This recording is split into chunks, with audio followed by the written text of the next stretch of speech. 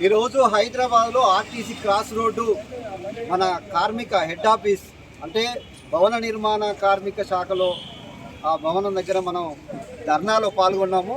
ముఖ్య విషయం ఏంటంటే ఎన్నో పోరాటాల వల్ల ఎంతోమంది కృషి వల్ల ఈరోజు భవన నిర్మాణ శాఖ బోర్డు హెల్పర్ ఒకటి పెట్టుకోవడం అనేది జరిగింది.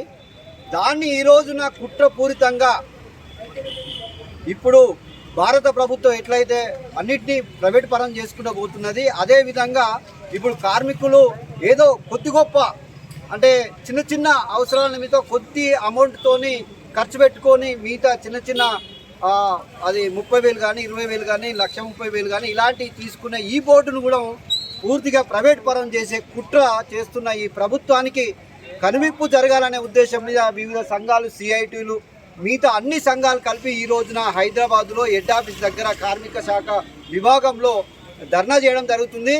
సీఎం రేవంత్ రెడ్డి గారు కానీ భారత ప్రభుత్వానికి కానీ మేము హెచ్చరిస్తున్నాం. దీని ద్వారా ఏంటిదంటే ఎట్టి పరిస్థితుల్లో కానీ ఈ కార్మిక శాఖ విభాగాన్ని ప్రైవేట్ వాళ్ళ చేతిలో పెడితే ఇప్పుడు సామాన్య ప్రజలు ఎక్కువ ఖర్చులు, ఎక్కువ పన్నులు వాళ్ళకి ఇవ్వడం జరుగుతుంది. దానివల్ల నష్టపోయే అవకాశం ఉన్నది. ఇది ఎంతో పోరాటం చేసుకుంటే తప్ప ఈ బోర్డు రాలేదన్న సంగతి మీకు తెలిసిన విషయమే. కాబట్టి ఎట్టి పరిస్థితుల్లో ఇది ప్రైవేట్ పరం చేస్తే ఊరుకునే సమస్య లేదు, పోరాటాలకు దిగుతామని హెచ్చరిస్తూ జై భీమ్ జై భారత్. దీనికి బహుజన్ సమాజ్ పార్టీ ఖచ్చితంగా ఖండిస్తున్నది ఈ ప్రైవేట్ పరం చేసే విధానాన్ని. జై భీమ్ జై భారత్.